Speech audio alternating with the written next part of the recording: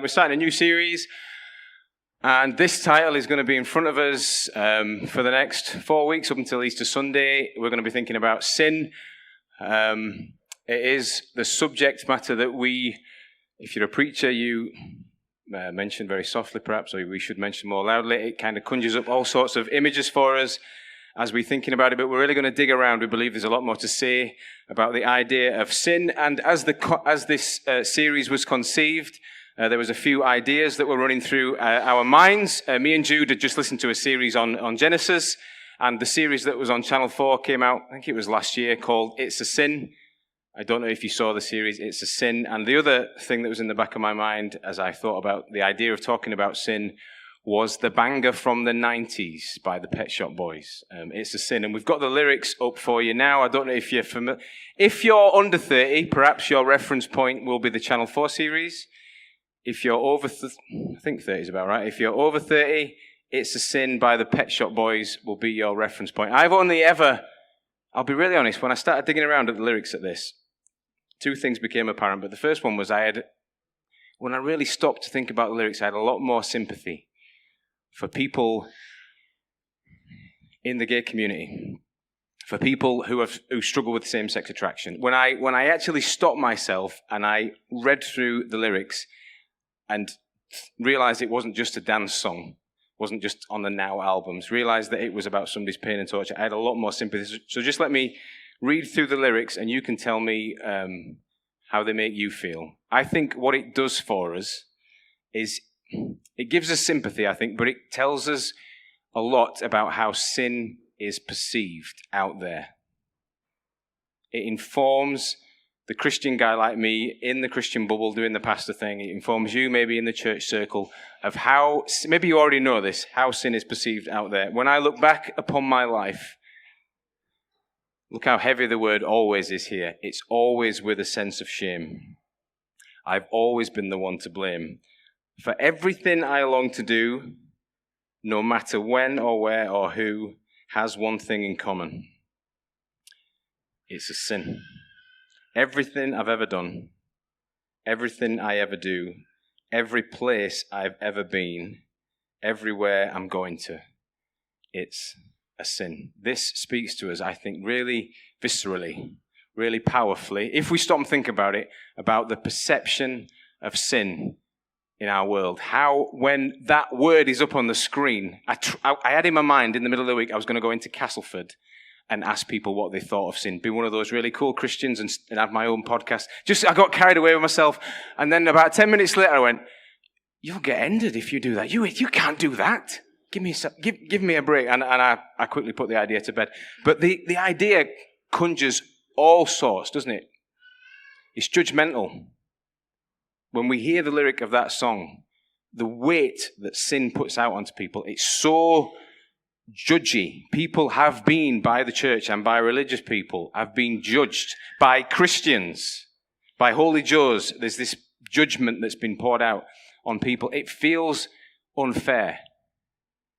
In the lyrics that Neil Tennant wrote, it feels like it's just unacceptable. It's too heavy.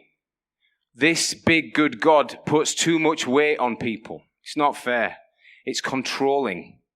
Maybe you probably have, I think I probably have, been controlled a little bit by religion in the past. It's controlling. It's archaic. It's this old religious word that needs to die and we need to move on from. It's been buried under religious hypocrisy. It's kind of discredited because church leaders in the past have equally messed up, told everybody else not to sin, and it means it doesn't hold the same weight anymore. We are now enlightened. We live in light of science. We live in light of a different perspective on right and wrong, and the idea of sin has become irrelevant. We live in a relative world where what's good for somebody is not good for somebody else. It's all relative, that's what we say. And the idea of sin is easily dismissed.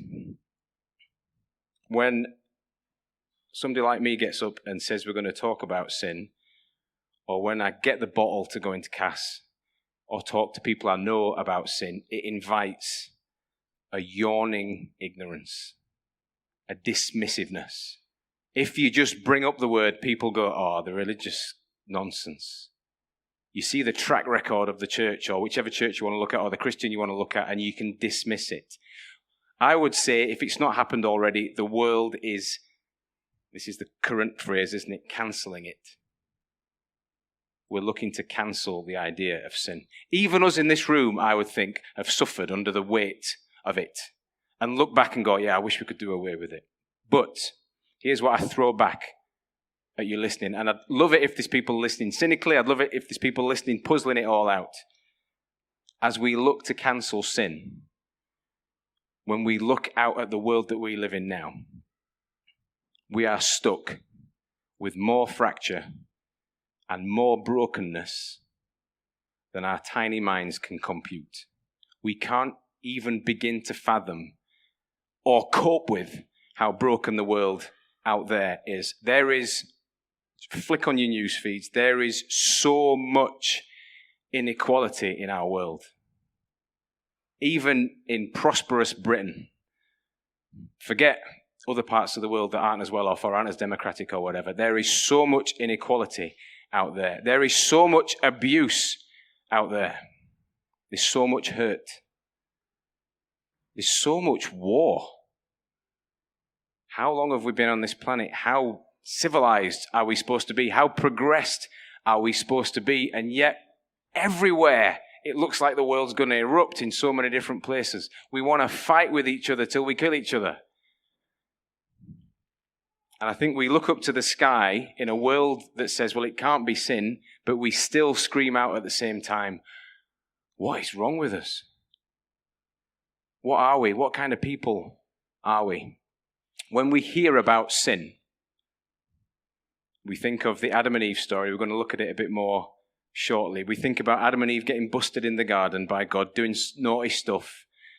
And we have the perception of sin being a judgy thing. It's a controlling, judgy thing. Let me just pause for a second and say the sin story, what I would say the reality of sin, causes us to have deep personal change.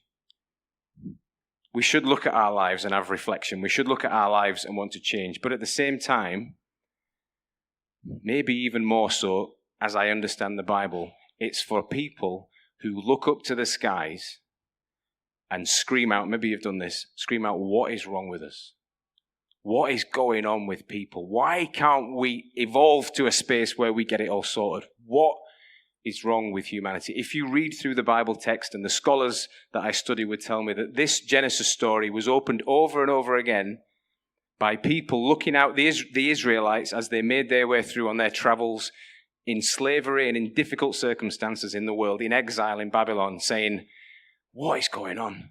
There's wars and rumors of wars. There's pestilence, there's evil going on in the world. And they open up this story, or they tell it round a campfire, this story of Adam and Eve. And they remind themselves, or they are reminded by God, about who they are. I would say to us listening, I would say it's an origin story, and I would say we need an origin story. We need to know who we are and what we're doing. Sin is about us, and it's about us personally and our own circumstances and our own rights and wrongs, but it's about us, not just the church, us the world, us how we think, us how we cope with everything. And the Bible and God through his word tries to explain this to us. We had an Italian work for us for a while. Do you remember the Italian? Just conjures up joy, doesn't it? Just even thinking about the Italian. I really hope Matteo's watching. I'll be honest with you, I lived with him. He lived with me, or I lived with him. I couldn't really work out which way around it was. For a long time. And there were things about him that I couldn't fathom. I had on at one morning hatred for his soul. I'll be really honest. Hatred for his soul. I would get in on an afternoon. So Yorkshireman, my lunch is a sarnie. It's sometimes no more than putting bread together. It's no more than that. Sometimes it doesn't need a middle. And I'd get home and look in the kitchen, and Matteo had been in, and it was just a disaster. And he had this joyous look on his face, and I wanted to kill him. I was like, it's lunch. what are you doing? He would do another thing where he would beep his horn in the car. So he would use my car, and he would beep his horn to let you know that he'd arrived somewhere. If you've ever been in the car with Matteo, he would let you know that he'd arrived. So he'd arrive up at our house, and he'd go beep, beep, and I arrived somewhere. So I'd get in the car with him occasionally. I remember once we went to the Tigers, went to Cass, and we went there together, and we went around the corner. All the players are there, and Matteo does a beep, beep, as if to say, we're here. And I looked at him as if to say, nobody cares that we're here, Matteo. Nobody's bothered. And he looked at me and he went, but we're here, Ash. He had so many quirky ways, and I couldn't, all the time he was with us, I couldn't really figure out why any of this was true. Then he got married, and he said to me, would you come to my home? Would you come and see where I'm from? And I went to his little hometown. I met his little mum. I had a coffee on his street. I ate some of his food, and everything made sense. Genuinely. I was like, I get it. I understand why you beat the horn, why you make a heck of a mess, why you want to cuddle me all the time. Because that's who you are, and that's where you're from. The Genesis story that we're going to look at, and we're going to look at it for the next 4 weeks, is all about where we are from. And at the start of our story, so the Bible says, as God explains himself to us, is an amazing creation, an amazing world that we live in, and people, and we'll see this unfold in the first couple of chapters of Genesis, who say to that God, no, and walk away and go in a different direction. So there's 3 little subheadings I'm going to put over the text. Promise you it's going to be quite a short sermon. And I should say ahead of time, I was really impressed with myself when I came up with these 3 little headings. It's in the garden. So first of all, we're going to look at the roots of sin, like where sin comes from, what starts it off. Then we're going to look at the fruits of sin, how it sort of manifests in our lives. And then we're going to think about the shoots of hope. So the root of sin, the fruit of sin, and the shoots of hope that we see in our origin story. Why we are like we are, as God would suggest. And as the Bible would tell us. So read with me verses 1 through 7. I know we've read it already, but it's short and it's helpful to have it in our minds as we go through. Now the serpent was more crafty than any of the wild animals the Lord God had made. He said to the woman, did God really say, you must not eat from any tree in the garden? The woman said to the serpent, we may eat from the fruit from the trees in the garden, but God did say you must not eat fruit from the tree that is in the middle of the garden, and you must not touch it, or you'll certainly die. You will not certainly die, the serpent said to the woman, for God knows that when you eat from it, your eyes will be opened, and you will be like God, knowing good and evil. When the woman saw the fruit of the tree was good for food and pleasing to the eye, and also desirable for gaining wisdom, she took some and she ate it. She also gave some to her husband, who was with her, and he ate it. Then the eyes of both of them were opened. They realized that they were naked, so they sewed fig leaves together and made coverings for themselves. The start of the story, we go through, the way that I'm going to go through this is just going to think about the characters and how they explain the story to us. So we've got Adam and Eve. A couple of ways you could think of Adam and Eve. The first people, they're almost like kids, as they appear to me in this story, and they are met with the serpent. I think there's enough in the Bible to let us think that this is referencing Satan. And there's lots of different ways you might want to look at the text and try and break it down, and our minds immediately try and think, is it a talking snake? How do I understand that? I think it's Satan speaking. It's a story, and we're to see it in that light. And it's the story of a liar, Satan lying, and 2 vulnerable people.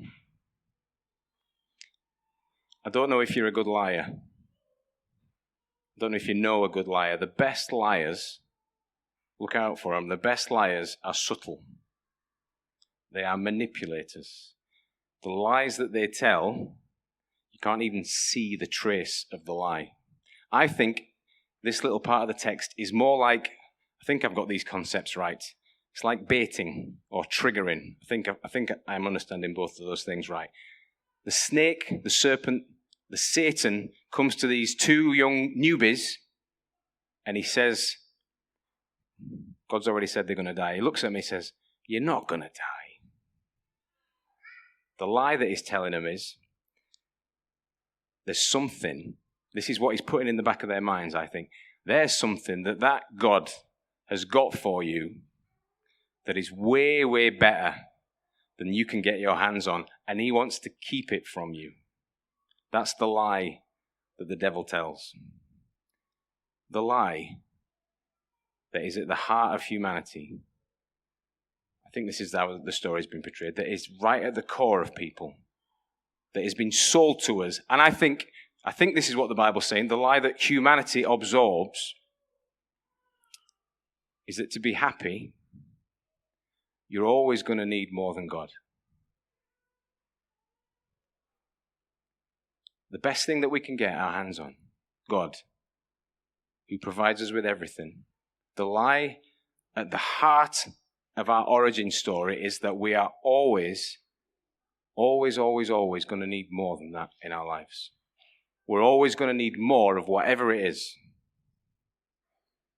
I think it's true. I think we always believe that we need more, don't we? We always think, yeah, we just need a little bit more. And in that moment, there is sin. So as people across the world would say, I just need a bit more stuff, or I just need a bit more space. Just need a bit more land. If I just had a bit more land, what's wrong with that? And we see sin spread, that lie that if you just had that more, bit more, or that other country, and then we see sin starting. If I just had respect, I think that's the lie that sin tells us. Don't know how often I've got stuck in the place where I think, I'm just not getting my dues here. People should be treating me a bit better than this. We do our jobs, don't we? And we think to ourselves, people should be being a bit nicer to me than this. I should be getting more respect than this. And there is the start of sin. Because we start to get arrogant, or we start to get cocky, or we start to hate on people, or we get proud. Just need a bit more attention. Just need a bit more stuff. And there is the start of sin. I think ultimately what the Bible's talking about as the lie is selfishness. Eve is in the garden with God. She's got the perfect life. It's utopia, almost. Everything is there. And yet, I think you could describe this as the birth of secularism. The idea of secularism, I don't know if you've thought about it, we live in a secular society. It's this idea, at the root of the idea of secularism, is that we want everything right now. We just want it sooner. That's what it means to live in a secular society. Eve is there with this perfect life, and yet the devil sells the lie. You can, even though it's perfect, even though it's utopia, you can have everything. You can be like God. Now, notice in the text what she risks. Death comes into the scene. And she says, well, I'll risk it. I'll risk it for living in the moment. I'll risk it for now. And sin comes into the picture. It's a really subtle way, I would argue, that the devil has been at work. This idea of secularism, this idea, because it doesn't sound like there's any big threat there, does it? We just want stuff now. But actually, when you look at the way sin works, it's blooming sneaky. We just want everything now. And as we just want stuff now, not just you, I'm talking about us. I think that's the picture that the Bible is painting in us. As we want everything now, we all get a wee bit more selfish. We all get a bit more short-tempered. We all get a bit more, we can't concentrate as long. We're all like, we want this stuff now. As we want everything now, our oceans out of nowhere get filled up with plastic because we just want more stuff. So we sin, in effect, as a people. Because God says, look after the creation, and we don't look after it. He says, look after yourselves, and we don't look after ourselves. He says, look after your neighbor. And because we want everything now, there's different people across the world, sometimes us, who are working like slaves to make sure the people that need stuff now have got their stuff now. Do you see how subtle sin is? See how delicately it spreads its web across the world? And we think about sin and we think, oh, it's that thing I did wrong when I was 17 because I lied when I was 17. Or I did this thing or I did that thing. Or it's that one particular element of society. And God says to us, don't think like that about sin. Don't exclusively think like that about sin. Sin is not just that thing that you do or you've done. Sin is the tangled web that we all find ourselves in. That is the root of sin. Gets more interest in the story, I think, because we see the fruits of sin, verses 8 through to 12. We see what sin looks like when it manifests, when it gets going. And I love reading about Adam. He must have been a good-looking lad, I think, because he gets everything else wrong. Do you know what I mean? When you read through him, he's just... I think this... I don't know, maybe I'll chat with Paul afterwards, or if anybody wants to come and chat with me about it afterwards. I think it's supposed to be a little bit funny. I think when we read this account, I think we're supposed to look at the people and go, oh, look at him. So just read with me about Adam in here. This is, and consider this. This is the first tricky thing that he comes across in his life. And look what he does. This is men, women. This is what men are like. Then the man and his wife heard the sound of the Lord as he was walking in the garden in the cool of the day, and they hid from the Lord among the trees of the garden. But the Lord called to the man, "Where are you?" He answered, "I heard you in the garden, and I was afraid because I was naked, so I hid." "And who told you that you were naked? Have you eaten from the tree that I commanded you not to eat from?" The man said, "The woman you put here with me," brilliant, "she gave me some fruit from the tree and I ate it." So look what he does. Two things. This is men. This is me. Tries to hide from the thing. Blame somebody else for the thing. Those are the two things. See how simple it is? This is men. Hide from it. Blame somebody else. I've probably, when I think about it, I've probably passed that on to Ethan, my son, at some point in his life and said, this is how to avoid all responsibility and all problems. Hide from the thing, blame somebody else. This is the start of sin. This is what happens with sin.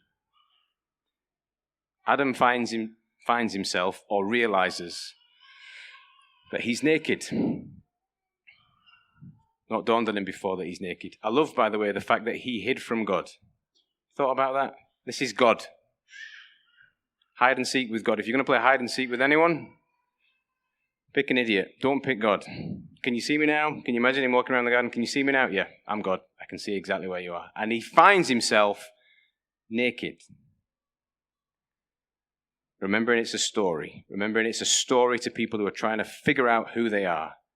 This is not about fashion. It's not, I'm pretty sure, about when clothes were invented. Nakedness in the Bible pretty much always indicates shame. Adam realized as God walked into the scene his shame. And I think you could understand it like this. He couldn't look at himself. He couldn't look at himself, or he couldn't let himself be seen. Remember, we're thinking about what sin looks like. Didn't look at himself, didn't want himself to be seen, and he starts the cover-up. Not just covering up his indignity, covering up his shame. That's what he's doing. Sin, this belief that we need our dues, that we should be higher up the ladder, that there's something better than God out there. Once that gets under our skin, once that gets in our heads. You ever met somebody that's egotistical? You ever been egotistical yourself? You just can't see yourself, can you? When somebody's blown up, I get quickly blown up when I'm in my car or playing footy. And I just got no idea what I look like. We maybe see it really easily in people that are new to riches and fame. People that quickly become rich and famous. And you'd say of these people, they've just forgotten who they are. When sin gets under our skin, when we believe that lie that the serpent tells, that there's more out there, when we puff our egos up that much, the first thing that happens, the fruits of sin, is that we stop being able to look at ourselves and be honest with ourselves. We just can't see what we're like. And then what we do is the exhausting ache that I think all humanity goes through is the cover-up. We have to pretend. to be good, or we pretend to be somebody else. This is the start of the fruits of sin. The other thing it does, this is, I think, and we're going to talk about it in the next couple of weeks, sin messes up our relationships. It messes up our relationships with ourselves, but it messes up our relationships with other people as well. Do you see what happens here in the text? I've always imagined, probably wrongly, and probably in a testosterone-driven way, that Eve was a good-looking lass too. She's like, they've got this amazing life. Adam and Eve. The Garden of Eden. It's all incredible. Everything's there, and yet the first sign of trouble, what does Adam do? He throws her under the bus. She did it. To God. It was her. And there is a disconnect. There is lies between them. There is breakup between them. One of the things that sin does to us, I think, when it gets hold of us, when our egos get puffed up, when we think there's something better out there for us always, other people become the reason that we're not perfect. When we think like that about ourselves, when sin gets a hold of ourselves, I think it's got a hold of lots of us, and you can see this, I would say, manifest throughout the world, that we look around at different tribes, different characters, people that we engage with, people at work, whatever, and we would blame them for the fact that we're not perfect. It breaks up our relationship. Sin is not just about us, that thing that they do, or that thing that we've done. It's about people as well. G.K. Chesterton, if I don't know if you're familiar with him. We've got a quote I can put up on the screen from him. All of his stuff's on YouTube, actually, if you ever want to just Google it. If you just persist long enough, you can pretty much find everything he's ever written. He had an insight that said, to save relationships, one of the key ways that we save relationships, when he was looking at sin, he said we need to understand the mess of sin to save our relationships with each other. Just see the wisdom of the quote. Christianity preaches an obviously unattractive idea, such as original sin. This idea that sin is in us from the start, which is an idea that we hold, that we're born into this way of thinking, that this lie that the serpent told has hit us all one way or another. Christianity preaches an obviously unattractive idea, such as original sin. But when we wait for its results, when we understand sin, when we look at it through that lens, look at this. This is what the world, I would say, is missing and won't see unless it realizes what sin is. They are pathos and brotherhood, and a thunder of laughter and pity. For only with original sin can we at once pity the beggar and distrust the king. What is he saying in that quote? Only when we understand that sin affects all of us can we see everybody how they are. Only when we understand how sin affects all of us is the playing field leveled.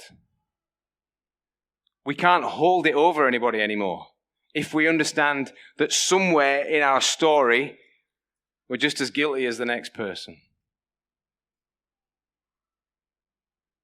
And often when we look at sin, we say, oh, it's about the next person, or it's about that thing that I did, or it's about that thing that those people do. And the Bible reminds us that it is about all those things, and yet at the same time, we're all stuck in it.